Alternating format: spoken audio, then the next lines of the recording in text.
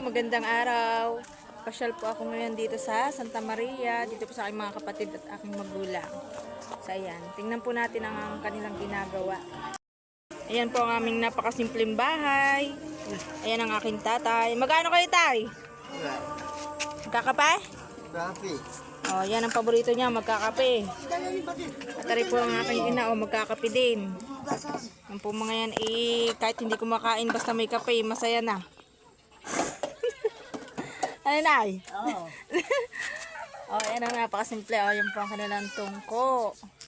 Po dito ay maulan. Kaya po maputik. Ayan. So, po ang simpleng bahay ng aking kapatid. Ayan. Tingnan natin ang kanilang mga ginagawa.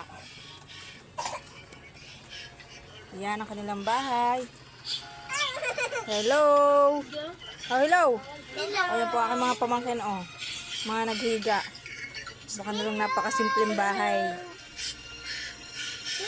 So, ngayon po ay sila po ay walang mga trabaho at may bagyo nga daw po dito sa amin. Ay nag-harvest din po ang aking kapatid. Ayan.